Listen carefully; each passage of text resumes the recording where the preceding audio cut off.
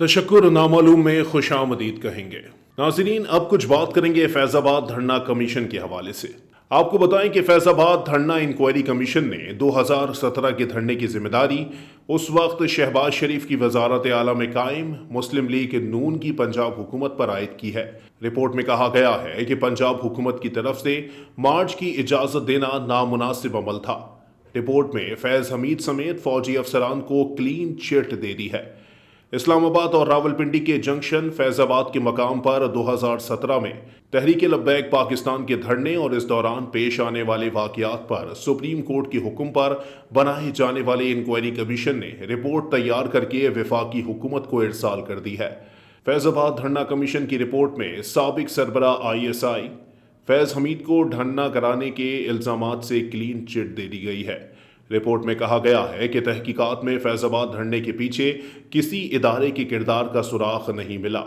ये commission supreme court के chief justice काजी फायज़ ईसा के फैज़ाबाद धरना केस में फैसले पर अदम अमल दरामद के बाद इस धरने के इनेकाद और जिम्मेदारान के तयन के लिए कायम किया गया था, जिसमें पुलिस के साबिक inspector general IG Akhtar Ali Shah, साबिक IG ताहिर आलम और खुशहाल खान शामिल थे। इंक्वायरी कमीशन ने लेफ्टिनेंट जनरल रिटायर्ड फैज़ हमीद और धरना ख़त्म होने पर मुजाहिरीन में पैसे तकसीम करते हुए वीडियोस में दिखाई देने वाले DG rangers Punjab major general Naveed Azhar Hayat को इल्ज़ामात में क्लीन चिट दे दी है। रिपोर्ट में करार दिया गया है कि लेफ्टिनेंट जनरल रिटायर्ड फैज़ हमीद ने वज़ीर आज़म शाहिद खाकान अब्बासी की ज़ेर सदारत मीटिंग में दी गई हिदायत पर ही अमल किया। कमीशन के मुताबिक 22 नवंबर 2017 की मीटिंग के मिनट से भी यही तस्दीक हुई। धरने से निमटने के तमाम फैसलों की जिम्मेदारी साबिक वज़ीर आज़म शाहिद खाकान अब्बासी ने कबूल की है। कमीशन ने धरने की जिम्मेदारी उस वक्त की पंजाब में कायम शहबाज शरीफ वजारत आला में कायम मुस्लिम लीग नून की हुकूमत पर आयद की है। इंक्वायरी कमीशन का रिपोर्ट में कहना है कि पंजाब हुकूमत की तरफ से इस्लामाबाद की जानिब मार्च को आने देने की इजाज़त देना नामुनासिब अमल था। रिपोर्ट में कहा गया है कि शहबाज शरीफ, एहसन इकबाल, जाहिद हामिद, आफ्ताब सुल्तान से भी एजेंसियों के किरदार का पूछा गया। तमाम मुतालिका गवाहान ने किसी भी इदारे या शख्सियत के किरदार से इनकार किया। लिहाजा कमीशन के लिए किसी भी एजेंसी या शख्सियत को धरने से जोड़ना मुमकिन नहीं। कमीशन का कहना है कि पंजाब हुकूमत इब्तदाई सतह पर धरने को रोक सकती थी। सूबाई हुकूमत का TLP को इस्लामाबाद तक मार्च की इजाज़त का फैसला नामुनासिब था।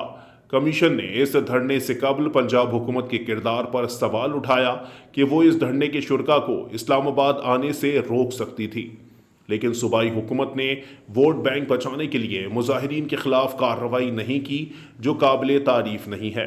ये जिम्मेदारी से इनहिराफ और मिसकंडक्ट है, लिहाजा कसूरवारों के खिलाफ कार्रवाई की जाए। कमीशन ने सिफारिश की है कि रेंजर्स और FC को वापस सरहदों पर भेजा जाए, उन्हें शहरी इलाकों में आने से रोका जाए, उन पर खर्च होने वाले वसाइल पुलिस को दिए जाए। कमीशन रिपोर्ट में रावलपिंडी की इंतजामिया की कोताही का भी जिक्र किया गया और नेशनल एक्शन प्लान पर अमल दरामद की तजवीज़ दी गई है। कमीशन ने इस्लामाबाद और रावलपिंडी में एहतजाज से निमटने के लिए एक मुश्तरका मखसूस फोर्स कायम करने की भी सिफारिश की। इंक्वायरी कमीशन की रिपोर्ट में कहा गया है कि किसी भी सियासी और सरकारी शख्सियत ने किसी एजेंसी या रियासती इदारे के धरने से मुतालिक कोई बयान या सबूत नहीं दिया। लिहाजा धरने से किसी इदारे या रियासती अहलकार का तहरीके लब्बैक पाकिस्तान के धरने को मुनज़्ज़म करना साबित नहीं कर सका।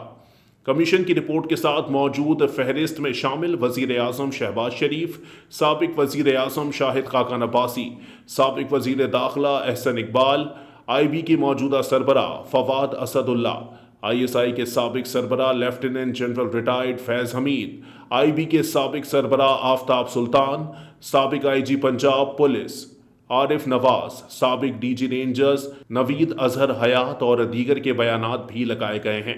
कमीशन ने नेशनल एक्शन प्लान पर अमल दरामद की ज़रूरत पर जोर दिया और ये भी सिफारिश की कि सुप्रीम कोर्ट वज़ीर आज़म के इंतज़ामी इख्तियारात के बारे में फ़ैसले पर असर नौ गौर करे।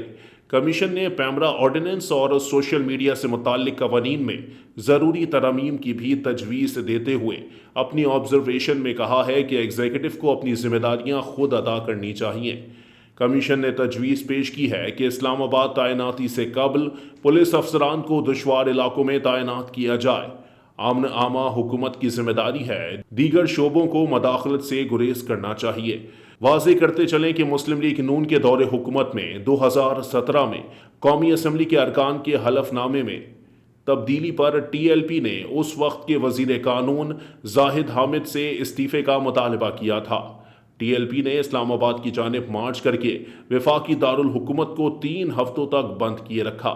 بعد ازاں فوج کی ثالثی کے بعد حکومت کے ساتھ ہونے والے معاہدے کے تحت ٹی ایل پی دھرنا ختم کرنے پر راضی ہوئی، جس کے تحت وفاقی وزیر قانون زاہد احمد مستعفی ہوئے۔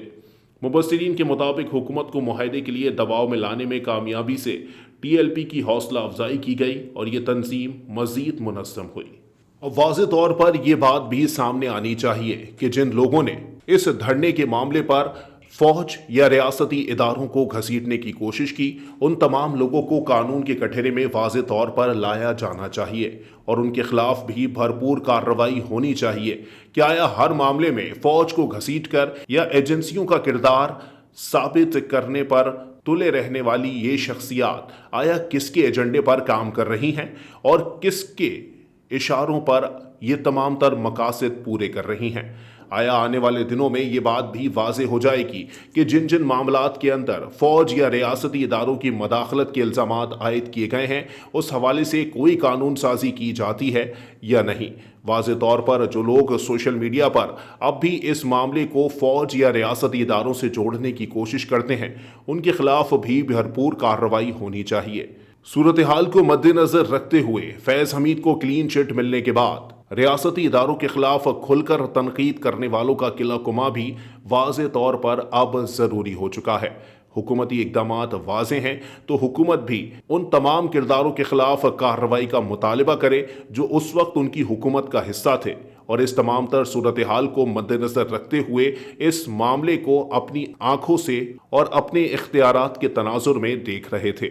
لیکن اس کے باوجود بھی اگر ریاستی اداروں کو ہر معاملے میں گھسیٹنے کی کوشش کی جائے گی تو اس کے پیچھے ایک منظم لابی کام کر رہی ہے جس کے مقاصد محض فوج یا ایجنسیوں کو بدنام کرنا یا پھر اداروں پر کیچڑ اچھالنے کے علاوہ کوئی دوسرا کام نہیں ہے یا کوئی دوسرے مقاصد نہیں ہے۔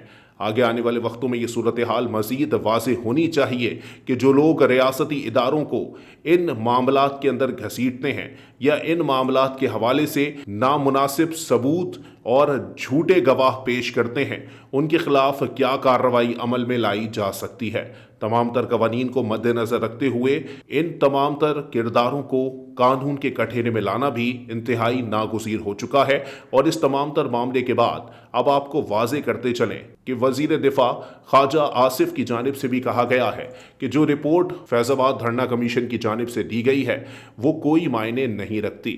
تاہم یہ واضح ہو چکا ہے کہ اب تک وفاق کو ارسال کی جانے والی جو رپورٹ ہے وہ سپریم کورٹ میں جمع نہیں کرائی جا سکی۔